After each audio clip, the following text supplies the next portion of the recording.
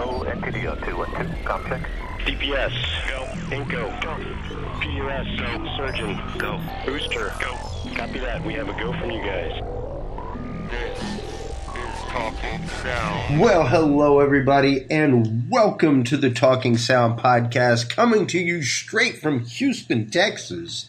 While I am on the road at work, I am Chris Jordan, your host, and with me tonight is Jacob Delmar, freak man extraordinaire, also known as a frequency coordinator in the industry. Such an important job, things that we don't realize, especially nowadays with the modern technology that we have with Bluetooth, with Wi-Fi, things like that. Frequency coordination, whether it be in a live venue situation or whether it be in a live corporate situation in a hotel or in a bar, is so important. Jacob, thank you so much for coming on the show. Thank you for having me, Chris. Absolutely. I've worked with you for quite a few years. Now. Yeah. And you're one of the best freak mans I know. You take an extreme passion in what you do. Explain to our audience who may not know exactly what the position of a frequency coordinator on site, whether it be on a tour for a band or in a corporate situation, exactly what it is that you do. Well, here's a long answer for a short question. So, understanding that wireless microphones operate using the electromagnetic spectrum. The electromagnetic spectrum is a finite thing. So when you're trying to accomplish, let's go with like a festival or a corporate environment, which are kind of similar. What we're on right now. Well, what we're on now is a corporate environment. So let's go with that. That's the easiest place to start. Well, and an extreme example. An extreme example on this particular show. In support of the event we just finished, I had over 200 frequencies, all on air running simultaneously across 3 different venues, all within a block of each other. Yeah. And really the job is not controlling the airwaves as much as it is acting like an air traffic controller. Sure. So an air traffic controller calls planes into a physical space, and there's only so much physical space that you can push that 10 into. And it's kind of similar with the wireless microphones because and that's being a wireless microphone or let's say a wireless camera hop for any NG crew, sure. Which is how you send your main audio feed wirelessly to a camera, a remote record device. Absolutely. Or even in-ear monitors in a festival situation. We have bands. You are or even radios between crews. Two-way radio communication. Absolutely critical. You are managing different swatches of the airspace, and you allow different sections of your event to use different parts of the airspace so that you can have X number of wireless transmitters all cohabitating all together at the same time. Whereas in a festival, typically you're dealing with 1 or 2 stages.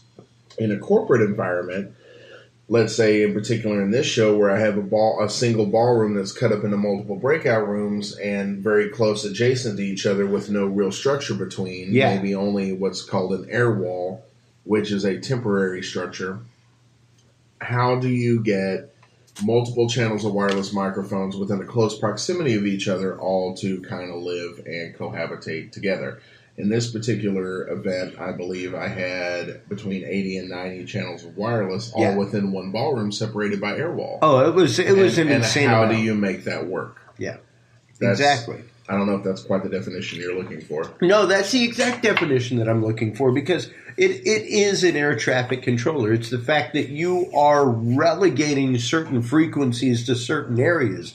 Which is a physical space upon the electromagnetic spectrum. Absolutely. And not only that, but the logistics involved behind doing that, behind getting with house crew and saying, hey, what radio channels are you using? What radios are you using so I know what frequencies? Because, hey, Motorola is different than another company. Well, and then, as far as channels in entertainment with microphones, you're dealing with, multiple vendors. But here's the things a lot of people fail to realize.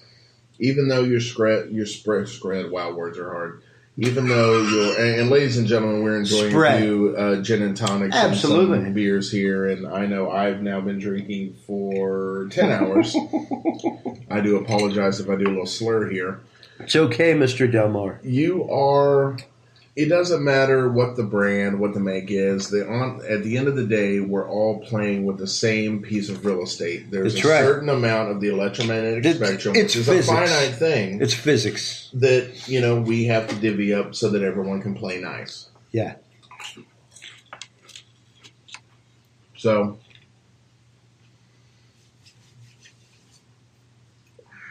the easiest way to accomplish this is to give the most real estate, if you will, to each microphone as possible so that you can have the most interference-free show possible. Because especially in the corporate environment, the goal is perfection. Mm-hmm. The goal is not sort of working, kind of working. And honestly, when you do corporate, just from an audio perspective, you have maybe 1, 2, 6, 8 mics on stage, and it's speech. Sure. Well, the difference between doing entertainment and spoken word is that with entertainment, like let's say you have a rock band on stage and you're doing festivals where you have one set stage and multiple people coming in and out. Yeah. You can hide a little. If your lead vocalist gets a little RF interference, you can kind of hide that because there's so much information coming through the PA. I worked festivals, I worked clubs for years, and there's an allowance for a certain amount of slop until things get sussed out. Whereas in the corporate environment, or let's say a church even, it must be perfection from go. Because you're exposed. That's it. And the least little bit of RF interference is so obvious because you were so exposed. Yeah. A lot of guys that do rock and roll look down on guys that do corporate, and they're like, oh, you're just doing a couple of things at one time. But it's the same engineering principles from a different perspective. When you're doing rock and roll, there are a lot more places to hide. Yes. When you do corporate, it's just spoken word, you're completely, when it's just human voice, you're completely exposed. That's it. And often in a corporate environment, we end up with panels. Yeah. 4, 6, 8, 10, 20, 12, 30 people who are all going to be on stage at the same time. Their microphones all have to be open at the same time. And if there's the least little bit of interference, because it's only human voice and spoken word, there's a lot of gaps in there. Yeah. There's a lot of air. There's a lot of space. Yes. And if you get RF interference within that, it is quite obvious. Instantly recognizable and quite obvious that something has gone wrong. I came from the rock and roll world and the church world into corporate. Mm-hmm. And the medium had broadcast. Mm-hmm. And I loved broadcast because it was number one, I did studio work and it was cool. Mm-hmm. And it was all right. I've worked with people in studios. I know studio work is my passion. I know. For me, it is such a repetitive and cold process, though. Mm-hmm. I loved working with jam bands and things like that because though there was a structure, it was different every time. Mm-hmm. And there was a real synergy that happened between the stage and the soundboard. And that's very much what I akin corporate AV to. The show that we did this week for 7 days will be a totally different show next year. Mm-hmm. The sets will be different. Everything else. And as opposed to sitting there with 28, 32 channels of audio in a club environment, I'm sitting there with 6 to 8 channels of audio. That all have to be perfect. That all have to be perfect in a room to where everybody in the room can hear it equally. The speaker on stage can hear it. And 2 cameras have to get it, while a live feed gets it, as well as a backup record. And that's not saying that one is more difficult than the other. It's just a different concept. That's it. In engineering. That's it. But we're not here to talk about mix. No. What we're here to talk about is radio frequency. And that's just it. Whenever you're talking about all those things in one place, that's where radio frequency coordination comes in. Because absolutely, you could go out and you could get even all of the same band of microphones. And Hang if on a you, second, but before you make that point, we need to make some definitions. yes, let's do that. Because a lot of people don't understand this. So let's take manufacturers. Let's take one of the most ubiquitous ones, Shure Brothers. Shure Brothers. Absolutely. So Shure Brothers Industry makes microphones. It's industry standard stuff. Shure, Sennheiser, any of them, they all operate in the same way. You have a finite amount of electromagnetic spectrum. And one of the ideologies there, the old school, is that you create microphones that work in particular bands. And all a band is a particular chunk of the electromagnetic spectrum that microphone will operate in. Exactly. So it's a limiting factor. So let's say, 470, which is the low end of the UHF spectrum, to 515 hertz. Yeah. So and that would be a band. And then you would pick up at 515 to whatever. Yeah. Let's say 530, and that's another band. I'm not exactly quoting Shure stats here, but just that's how they operate. That is the generalized concept of operation. Right. And some people say, well, I have Shure mics and you have Sennheiser mics, so we should be fine. But no. But the actuality of the situation is, you're still sharing the same piece of the electromagnetic spectrum. That's right. And what one manufacturer calls this band, another manufacturer has a different name for it. That's right. And you have to look into manuals or wireless compatibility charts or have software that tells you, oh no, all these guys play in the same airspace. Yeah. So, case in point, the show we just did, since that's an easy one to come down to. I had Shure microphones, I had Sennheiser microphones, and I had electrosonic microphones. That was the three main players that I had. I don't think I had anything beyond that. Yeah. But let's say a Shure G band microphone, G50, G5, G57, they all share a similar band to, like, say, Sennheiser A band. Yeah. Which is Electrosonics Block 19. And they all interact within this same airspace. They're called different things, but they all interact. Sure.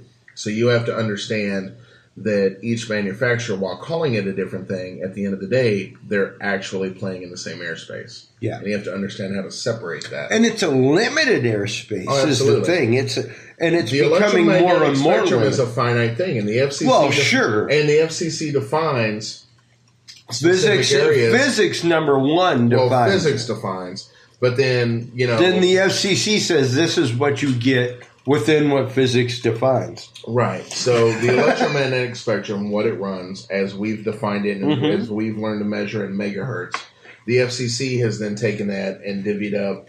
I tell you, if you can Google the FCC allocation charts. Yes. That will really spin your head around to see how the FCC has taken 2 to 20,000 megahertz and divvied it up between things like military communications, emergency communications, FEMA, digital TV. Yep. There is actually a block in the center of the UHF spectrum, which we're allowed to use, that the FCC actually has blocked out for radio astronomy. Oh, wow. That's right in the center of us. I mean, all these different things come into play. And you have to be able to read all of this data, understand all this data, and know where things can play. That's where software tools such as Sennheiser's Wireless System Manager or Shure's Wireless Workbench, or the guys that live on top of the heap, and in my opinion, some of the best in the country, Professional Wireless Systems out of Orlando, which is a mass sound company.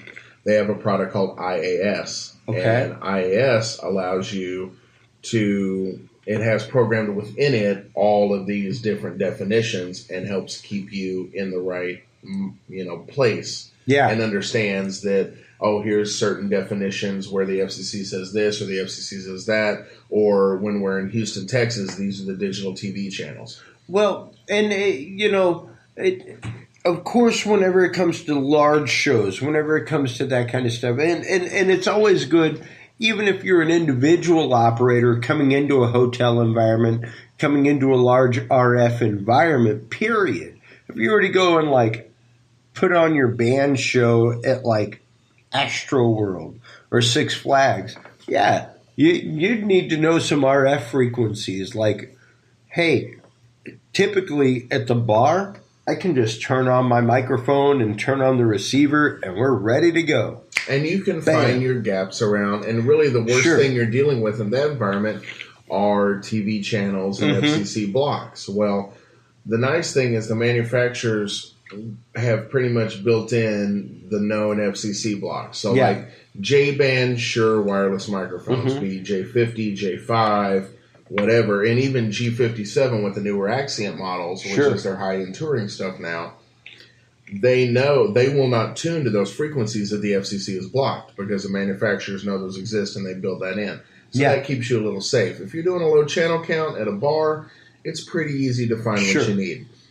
And, you know, a lot of people, like guys that are, you know, bar musicians or podcasters or whatever, they'll buy cheaper low-end wireless systems that are fixed frequency or narrow band, but at the same time, they've built those I'm not going to lie. I've got know. an old school Shure system, and it's channel 1 through 19. And that's all I need for any bar or venue or Mikomoto auction that I need to go. Dial around and find what you need. For me to be from here to the end of that wall to say, hey, everybody, guess who just won the prize wheel?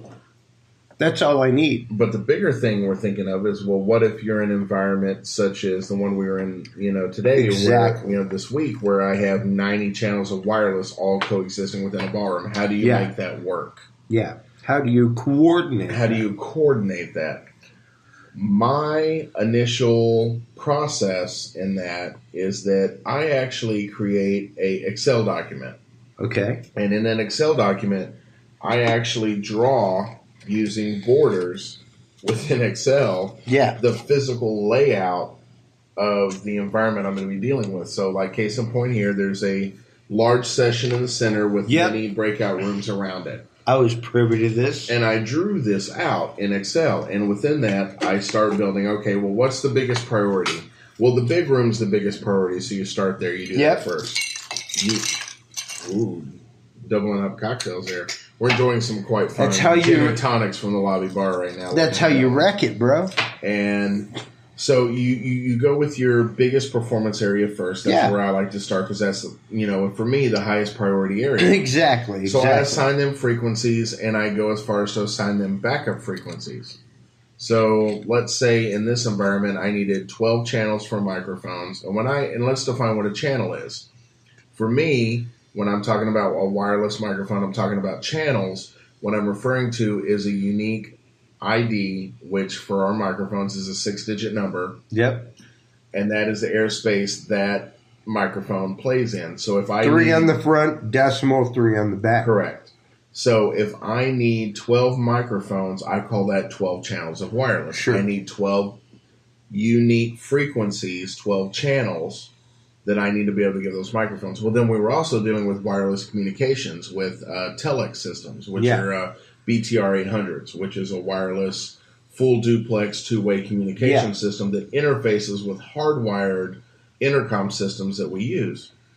So that requires, for a 2-channel operation, that requires 2 transmit frequencies, and those base stations just happen to ID 4 belt packs. So each one of those belt packs has an individual receive frequency.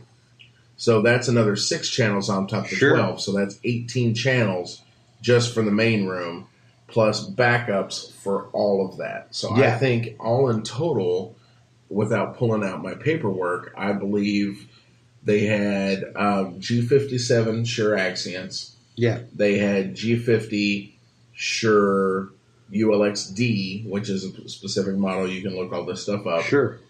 And then 6 channels for a BTR 800. Oh, no, do your homework. And as the FCC once told me, do your homework. And so that's not just, you know, those channels. Now you're going to expand and you're going to give. So I need 8 channels, so I give them 12. They need 4 channels. I give them 8. And that's just it. The key comes into coordinator, and it's the fact that there are logistics involved, and you have to understand the fact that, especially dealing, like, Now, as far as a band going into a venue, a band going onto a national stage, doesn't matter. There is a known quantitative at that point. Mm-hmm. You know, despite anything, we have this plus this much backup. There you go. All right. Well, and that's one. If you're going to a large venue, there should be someone there coordinating the wireless. Sure. And Absolutely. a lot of times, if you were talking about entertainment, like for bands, like let's say you're going I live in Dallas, Texas. So let's say you're going somewhere like Nokia Live. Sure. Somebody there, typically the monitor engineer or the front of house engineer, but a lot more times than not, it's a monitor engineer. Yeah. Will handle coordinating the wireless microphones for microphones, in-ears. He'll handle all your wireless frequencies, and he'll tell you, this is what I need you to be on. Yeah. That's what sound checks are for. Those large, and if you're doing concerts, you maybe have one or two opening acts plus the main acts. You're looking at 8 to 12 bands total. I mean, in a festival situation, now band, we're talking about artists. I'm talking about a bar. Okay, so let's take it down to the bar. So at the bar, a lot of bars don't use wireless. What? They'll use hardwired mics. But let's say you have an artist that's coming in, and it is a group. And I'm gonna change my terminology here because the terminology that most lay people use. You start saying bands, well, that means a different thing to me. Yeah, a band is a piece of the RF spectrum. That is absolutely. So when we're speaking true. about coordination, channels, you got to be careful bands. about channels, bands, and artists and That's groups. Right. So we're gonna say you have an act coming on that has 8 pieces. 8 different musicians. Mm-hmm. Well, the lead singer gets a wireless mic because he likes to jump around, so there's a channel. Yep. And then the whole band is on wireless in-ears. Well, let's say they're a 6-piece band. Well, that's 6 unique channels for wireless in-ears. That's right. Plus a 7th for the lead singer's wireless microphone because everybody else is tethered. Maybe they have wireless packs for their guitars and basses or various other instruments. It really doesn't matter if you're doing music, if you're doing entertainment, if you're doing corporate, it doesn't matter. The idea is that you give each individual wireless channel enough real estate between each other so that you're not stepping on. Mm-hmm. Well, direct hits are one thing. That's when one channel steps directly on another. Yeah. Well, think of wireless frequency like this. Take a handful of pebbles and throw it in a pond. When those rocks initially hit the water, each one creates a unique ripple. Imagine each one of those initial impacts as the actual channel you're going to tune your wireless frequencies to. Then you'll notice as you watch over time, those initial ripples will hit and interact and create other ripples. Well, the first time they hit, they create what's known as a third order harmonic. Yeah. And then when those third order harmonics hit each other, they create a fifth order harmonic. Yeah. When fifth order harmonics hit each other, they create a seventh order harmonic. So if we have any musicians out there, you understand what that is right off the bat. That's right. For anyone else, imagine it's just in a range that only angels can hear. For anyone that's not a musician, take a pencil, draw a downward arc and up. Well, there's your third order harmonic. Now draw another downward arc and up. There's your fifth order harmonic and down, up, in a seventh, and so on and so forth. Odd orders. Well, when you have wireless microphones that are in a specific distance from each other, you can have a direct signal being interfered with a third order harmonic coming from another frequency. Well, now you have this third order harmonic. You have this third order harmonic interaction or a fifth order harmonic interaction, or even a lot of times you have an antenna distribution system for your wireless, and within that combining, you can have what's called a triple beat. Yeah. And these are all different things you have to watch out for. The easiest way to deal with this is to have good tools at your disposal in the modern world for me. Now, disclaimer, I'm very, very self-taught in this. Sure. My background is I am an audio engineer. I was a studio engineer that learned how to become a live engineer. who learned how to handle radios. And where I got my feet wet was at the North American Auto Show in Detroit. Oh, wow. Huge show. And when you do that that's show... That's an incredibly huge show. And what it's become and what it's turned into when I did it is you have... Literally, you're in a booth that's not much bigger than a breakout room in a corporate environment, which for people that don't understand what that is, that's just... Imagine taking a large space and splitting it up into 3 aisles, if you will. Yeah. And down those 3 aisles, every, 25 to 50 yards, you have a completely different stage. Imagine going 50 yards is that's huge. And it isn't. It isn't. 50 yards, 25 yards. They're close to each other. It's more like about 100 feet. So between each room and some are bigger in a divided bar room. In a divided, we're talking about a wide open space. Yeah. So in a wide open space with no architectural barriers, your wireless frequencies can travel a long way. Yeah, and absolutely. So what you realize very quickly is that you have to play nice with your neighbors. And typically at the auto show, there was never a frequency coordinator when I did it. Yeah. So you had to make friends with the guys on either side of you and be like, okay, what are you using? What are you using? Here's what I'm using. Let's talk. Let's communicate. Yeah.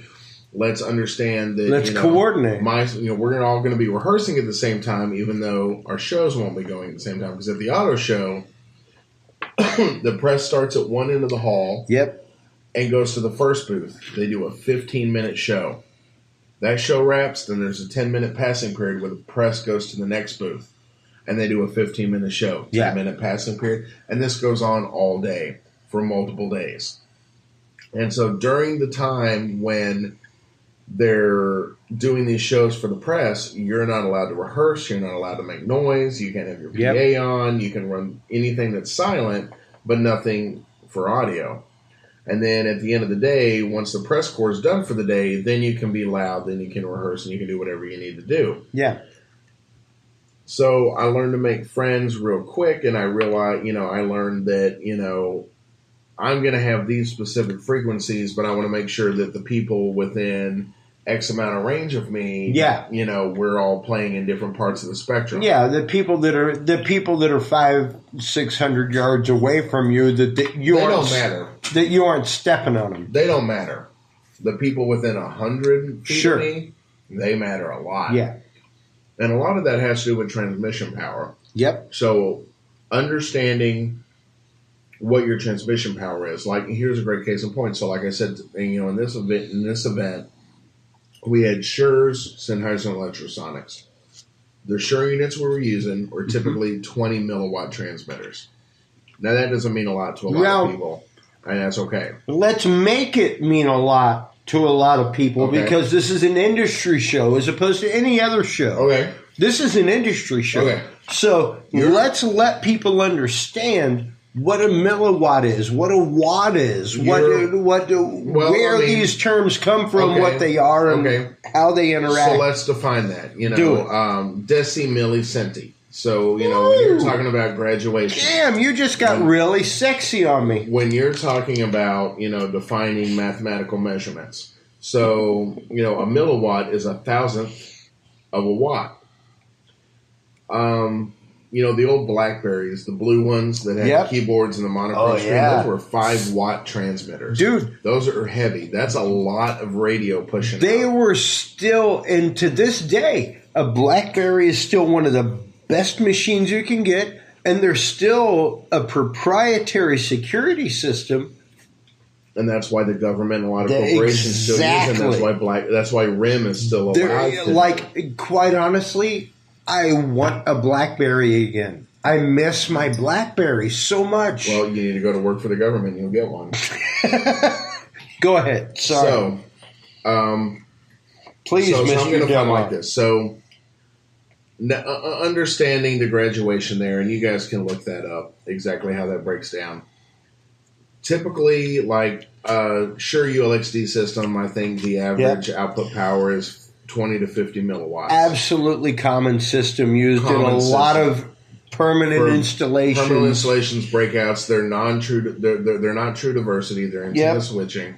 Which what that means is instead of like an Axient or a Shure UHFR, where they're essentially the unit is listening to both antennas at the same time, RF-wise, and cross-fading the audio between whatever antenna at that moment it has the best reception. A non-diversity system like a ULXD or a ULXP or a QLX system from Shure, again, that's the ones I use the most. Yep. Those actually commonly seen on many sites. Many corporate shows, especially in breakout not world. just that, but I mean many professional touring shows as well. Not so much. They tend to stick with the true diversity stuff. So the Axient and the UHFR, because they don't want the dropouts. Because the disadvantage of a non-true diversity system is that it's not listening to both antennas simultaneously. So you can totally tell by the unit you're looking at if you have two antennas plugged into a wireless unit, but on the unit it has one RF meter. But then you'll see two lights, and what those lights are ketones. And what those ketones do is open the squelch. Okay. And what the squelch does is when it receives a specific carrier frequency, it opens up and allows audio to pass. You just got into my brain because I'm an old school CB user. And there you go. Squelch is where it's at, baby. Things, and it matters. Oh, yeah. And you can adjust the threshold with where it's the fine tune, ladies and gentlemen. It's the fine tune.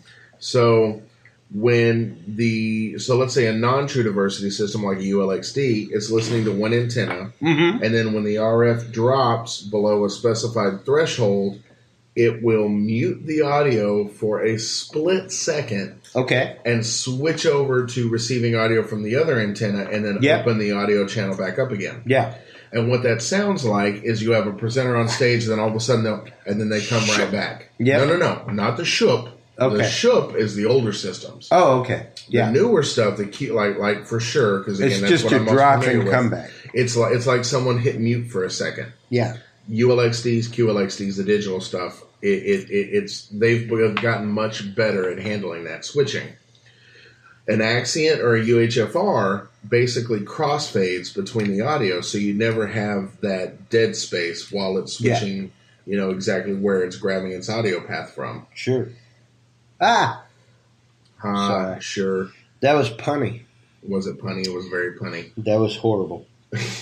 So, and again, back to the wattage. So, your typical Shure Sennheiser system, 20 to 50 milliwatts, right? Yep. Well, then I was also dealing with a major news network who had hired a local audio technician who does what's referred to as ENG. Yes. Or electronic news gathering. That's right. And the way to think about that, those are the guys you see with a harness and a big pack on their chest, and they have radios, and they have a mixer and a recorder, and they're swinging a boom microphone, and those are the guys that are running around basically collecting, either, capturing like documentary footage. Nat pops, as it's called, natural sounds, people going up escalators, things like that. I mean, and even going and doing man-on-the-street type interviews and those kind of things. Those are guys that are running, and guys that do stuff for TV. Well, those guys, most of them are FCC radio users, licensed radio users. Yep. And they're using electrosonic radios whose low power is 100 to 150 milliwatts. Yep. Well, when you're dealing with entertainment systems that are running 20 to 50 milliwatt, and then you got these ENG guys with 100 milliwatt because their radios are designed to work down the street. Yeah. Those guys have the potential to completely step on you and wipe you out at distance. So what I have to do in this instance is I have to coordinate and give them enough space that them running at their higher power doesn't step on my lower power microphones that are actually running inside the sessions. Yep. And really what it's about is giving everyone enough real estate, if you will, speaking about space on the electromagnetic spectrum, so that they can operate interference-free from each other. And there's many, many tools out there, like I said, Sennheiser Wireless System Manager, Shure's Wireless Workbench, and again, my favorite, the one that I use every day when I do this work, and that's Professional Wireless Systems IAS. Yeah. Now, let me ask you this, because I've done quite a bit of on-site video, things like that, ENG, that kind of stuff that you're talking about. And how does somebody, A, go about getting the permit to use something like an electrosonic, to use something that is not the commonly available, go out to your Guitar Center or your Fry's Electronics and buy a wireless microphone, or go to Sam Ash, or some online service like Amazon? Well, you can take the testing and apply for an FCC radio user's license, which is kind of similar to a ham radio user's license. And so most wireless microphones for entertainment purposes are what's called a UL device. Mm-hmm. And if anyone's ever owned a Bluetooth wireless or a cell phone or anything, you can look and see UL somewhere marked on it. Yep. And what that means is it's unlisted. And what that means is it does not require a radio license to operate. And for those of you that have worked in small corporate environment and small church environment, things like that, these are very common in the Shure realm. They're called the ULX series. It's any of the Shure stuff, to be perfectly honest. I have a ULX, and it's literally like channels 1 through 19, and you dial in which one you want, and then you hit sync, and you hold the transmitter up to it, and it syncs. And you can't go in and tell it, like, okay, I want channel 1 or group 1, channel 19, this frequency. Mm-hmm. And that's like, the basic bitch version of it. Yeah. What you need to do when you get into more complex environments is you get away from the group and channel mentality, and you start dealing with the actual wireless frequency exactly number. And that's the 6-digit 3.3 number. Yeah. 3 digits, dot 3 digits. Yep. Because those group and channel correspondents have very little to do with the electromagnetic spectrum, and more to do with the actual unit that you're using. But when you dial in that group and channel, that actually corresponds to a specific, 3-digit, dot 3-digit number, which is a space on the electromagnetic spectrum. If you own any of those systems that are group and channel only, you can always download. If you go to that device's manufacturer, you can typically download what's referred to as a wireless compatibility chart. Okay. And then those charts are basically a big page that's a matrix that defines what group in the x-axis versus channel in the y-axis, what 3-digit, dot 3-digit number in the electromagnetic spectrum that corresponds to. Because at the end of the day, those group and channels mean very little other than to the specific manufacturer. And what really matters is the actual 3-digit, dot 3-digit channel designation. And that really defines your space on the spectrum. Because those things step over each other all the time. And like I said, I've got a Shure ULX, and it's great. I love it. It's rock solid. I plug it in. It works. If I get interference, I scan for a channel, and then I sync, and it works. But I also have, for portable use, for, corporate AV use, things like that, or not AV use, but more corporate film use, like Sennheiser units. Mm-hmm. Like Sennheiser Evolution G3 or E2. Yeah, exactly. And, and those are really... EW2s. And those really operate very similarly on a 20 to 50 milliwatt range. Don't quote me, I don't know those model specifics, so I don't know exactly what they're kicking out. But I know they don't kick out quite the power of the electrosonics, which is why they are in the price range that they are. Yeah. And that's why a lot of your high-end broadcast and film work use those radios, because they are a higher bandwidth, and they do require typically an FCC radio user's license to operate. And then when you go in a large environment, so the radio user's license is all well and good, but it doesn't allow you to do things like reserve frequencies. Yeah. That requires an FCC Part 74 license, which is kind of hard to obtain unless you are a venue or a large sound company. Yeah. Because I believe one of the thresholds for qualifying for that license is that you use 50 or more wireless channels on a regular basis within a month, which I think is 2 to 3 times a month. So someone like one of my clients, who typically I contract myself out to AV staging companies, they within themselves do large meetings where they have, where they use in excess of 50 channels of wireless at any given time. Well, the company can qualify for a Part 74 license and have someone on staff who is a custodian, essentially, of that license. And what that allows them to do, you can't reserve specific channels, but it allows you to reserve a section of the electromagnetic spectrum. A broad spectrum. But not a terrible amount, but a decent amount for their operation use. Yeah. And then at that point, so the FCC defines things like that as once you have that reservation, no one is allowed to induce interference upon your spectrum. You can impart interference upon others. They cannot impart interference upon you within your reservation. Yeah. And you have the legal power to basically go to someone who is interfering with you and say, I need you to shut that off. Yeah, that needs to go away now. And what's sad is that I have an electrosonic IFB unit. Mm-hmm. And I'd love to use it. Like, it was just given to me by somebody in the industry, and they're like, here you go. Like, I'm out. I'm done.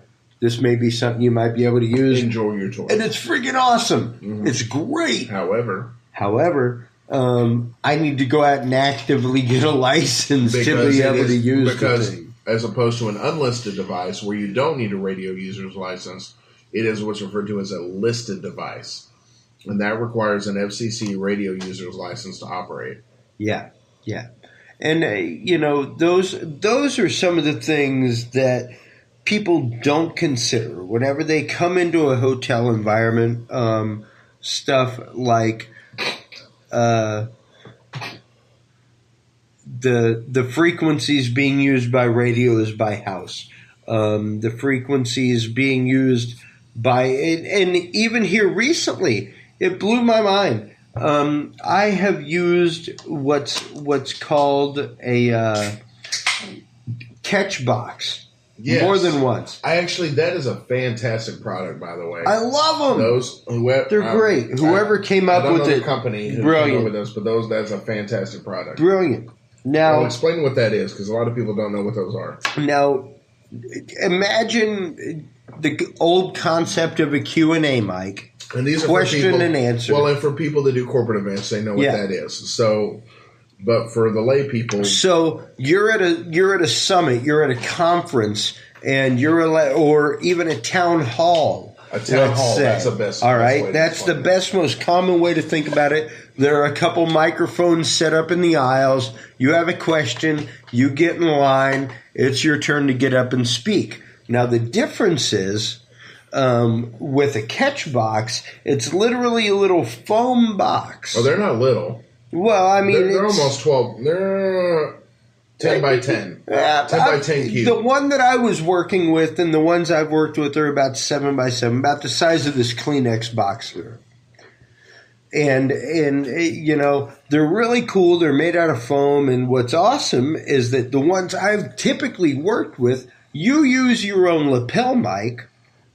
And you put it in there, and you can dial in whatever frequency you want. Well, you use your body pack transmitter. Yes, exactly. The catch box itself has a magnetic carriage inside that has its own microphone element, and then you plug in. And exactly. But you're able to change your frequency at will and do whatever you need to do as a frequency coordinator. And those are the ones that I've worked with. Now, the event that I worked recently had one that was a fixed frequency. Fixed. I am not even joking. First day, catch box worked great. And these things are cool, man. Like, it's just this little... Well, here's the thing, man. The advantage of the catch box is between the body pack transmitter, which is held inside the unit, and the microphone is an accelerometer circuit. Mm-hmm. And the idea behind the catch box, it's not just foam. It's like squishy, like Yeah, Nerf yeah. foam. Yeah, TM, Nerf TM. Yeah. It's a squishy thing. And literally, you ask your question, and then when the next person wants to ask a question, you literally throw the box to them. They raise their hand, and you throw the box to them, and it mutes the microphone on the way over there. Once the circuit senses acceleration, it mutes the microphone. Yep. And once they catch it, there's a delayed release so that you don't hear the impact, and then it opens. The channel opens and the audio passes. Now, like I said, typically it's the ones like we're talking about where you have your frequencyable microphone where you can change the frequencies on it. This one was locked down at 2.4 gigahertz. 2.4 gigahertz. I'm not even joking. Which is what? Wireless. Which is Wi-Fi. It's Wi-Fi. That is Wi-Fi. So the first day where we were like 100 feet away from the hard wall with an air wall between us, Catchbox worked great. It was perfect. It was indemnable. Everything was awesome. The next day, when the air wall was opened in the hotel, and we had solid wall on one side, solid wall with quite obviously where the Wi-Fi connection and routers and extenders were in the wall. When it went to the right side of the room where we were the previous day, perfect, crystal clear. And then when it went to the other side. And when it went to the other side, it sounded like somebody was talking like a robot. You know, and it was like, there's nothing I can do. Nothing I can do. With direct transmission, 2.4 gigahertz tends to lend to very poor quality audio. Oh, absolutely. And the reason that is 2.4 and 5 gigahertz work great for data transmission for ones and zeros because they burst.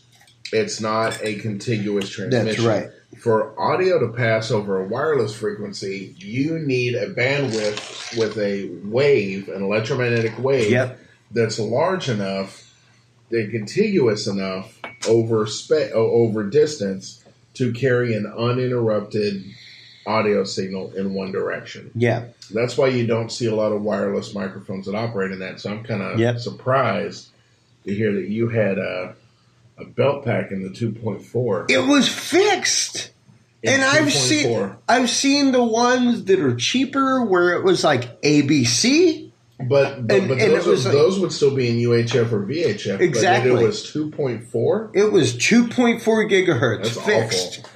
And I was like, what kind of monster would design a wireless microphone on the same frequency as every wireless internet transmitter? Well, and I'll tell you where the biggest problem comes into that. What kind of demon person does that? Because there's a few manufacturers. Now, that is what we would definitely refer to as a consumer and prosumer device. Phew.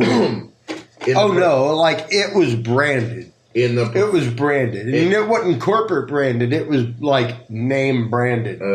Well, still, the name brands will still make different, levels of stuff within different verticals.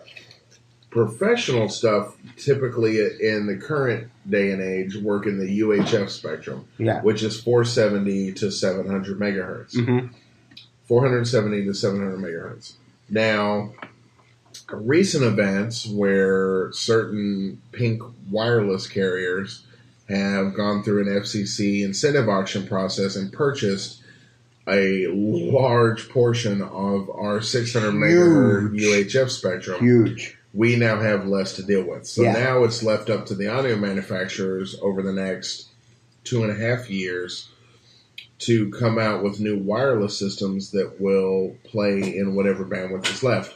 My prediction is that we're going to now have more professional systems that are operating in the high V, which is just below 470 megahertz, dancing around certain other FCC allocations. Yeah, and, there are so many different variables that come into play when it comes to be it wireless microphones, be it wireless video, be it wireless anything.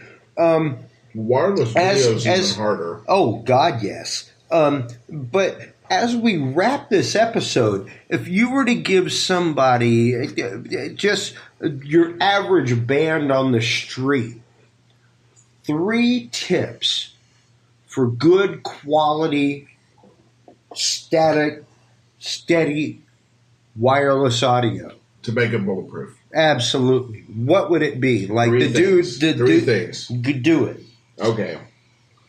Understand your equipment.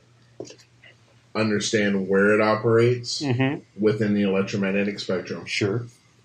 Don't say, well, I'm on Group 1, Channel 3. That means nothing. Yeah, that's dead to me. Understand what Group 1, Channel 3 means in the 3-digit dot 3-digit, sure, wireless frequency in the electromagnetic spectrum. Yeah. So that's great. You're on Channel 13. There you go. Well, that's number 1.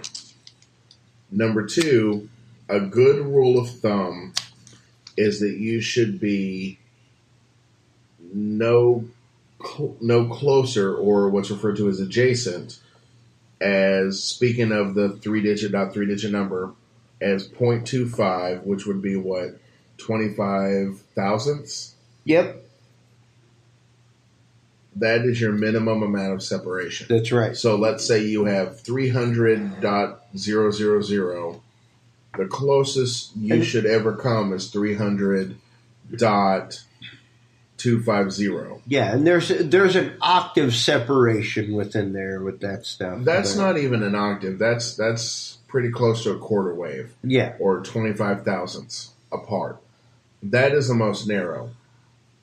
For the most robust system possible, like to stay what's considered a full wave apart. Okay. So let's say you had 300 let's talk real numbers here. Yeah. Like 478.000.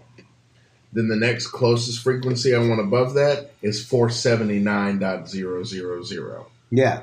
That, to me, if I keep that minimum spacing, that is what's considered a more robust system, and that will give you the most bulletproof possible. Yeah. Number 3, communicate. Okay. Whether you're doing corporate, whether you're doing rock and roll, whatever, there's always somebody nearby you. And find out what they're using and how you can coordinate around them. And you can share airspace. Like, let's say if you're doing entertainment, like you're doing a festival. Well, not every band's up all at the same time, and sure, they all have different gear. Well, if you spec a good swatch of the electromagnetic spectrum for stage 1 and a good swatch for stage 2, then when every band comes in, they can have different channels operating at the same time. You can give them something to tune into. There you go. And that also allows you to. I wish you could have seen what I just saw. That also ninja skills. That also allows you. No peek. That also allows you to. Don't be peeking. Don't peek on them. That also, if you can define a spectrum per stage, that's great. A lot of times you don't get that luxury, but the idea is understand that the electromagnetic spectrum is a finite thing. And we all have to share it. And whether you're in a corporate environment with many rooms on top of each other, which if you do that, you understand what I mean. If you do, let's say you do entertainment, you do rock and roll, you're on a festival stage, band A and band B, are all going to play in the same, then what you need to understand is people need to be able to turn things on and off at the same time. The first act and the second act can all use the same wireless frequencies. They can literally tune their wireless stuff into the exact same frequencies, as long as the second act be on the same. And they're not going to be on at the same you have time. to control that. As long as the act that's following keeps their wireless transmitters powered off while the first act is performing. And as soon as the first act is done and you go into your set change, all those guys power their transmitters off. And then the second can power on. So literally, you could share. Let's say you have a bunch of 4, 5, 6, 8 piece bands. Yep. They could share the same 12 wireless frequencies for an entire festival stage.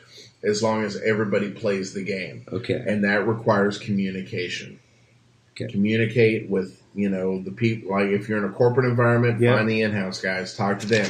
Oh, there's another show moving in, talk to them. If you're on a festival stage, get all the different acts on the same page about who can turn what on when. Yeah.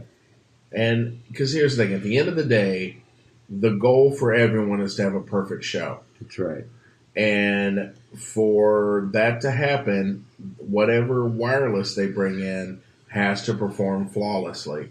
And when that is your goal, it behooves everyone to play the game. Yeah. Everyone has to play along, and that comes from communication. Right. That's right. Everyone has to, talk. Make friends and talk. In this business, in production, you have to do what I call making new best friends every week. Yeah. And that is the number one biggest thing. Absolutely. And I couldn't even put it better than that. Thank you so much for coming on the show tonight, Jacob Delmar. Yes, sir. And sharing your knowledge about getting freaky with frequency coordination. The whole idea and concept of making sure that nobody steps on each other throughout a show, that, production doesn't step on stage crew, doesn't step on in-ear monitors, doesn't step on wireless microphones. And even working in a corporate environment with numerous layers of a hotel and numerous properties in proximity to make sure that 200 plus wireless microphones are coordinated properly with in-house radios and local TV broadcasts, anything that could squash or squelch a show.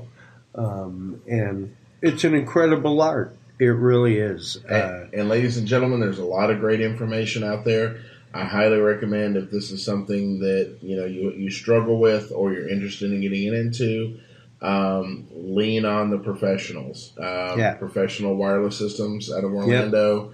Those are kind of my idols. Those guys do amazing work, and they create great tools and products for the rest of us to use. Good stuff. There's a lot of stuff on YouTube that they put out, and dig into the FCC stuff. Understand what we're allowed to do, what we're not allowed to do. Yeah. Do your homework, do your research, don't oversell it. Well, and, Jacob Delmar, thank you so much for coming on tonight, sharing your knowledge about this topic, your vast knowledge about it. And remember, everybody, while you're looking for this kind of stuff, stop on by the Talking Sound podcast, TalkingSoundShow.com, TalkingSoundPodcast.com are the websites. You'll find all kinds of articles from industry leaders such as Neve Audio, Canon cameras, all kinds of stuff, as well as educational and tutorial episodes. We are a part of the HT Universal Network. And until next time, I am Chris Jordan, your host. And take care. Keep reaching for 11. Talk to you soon.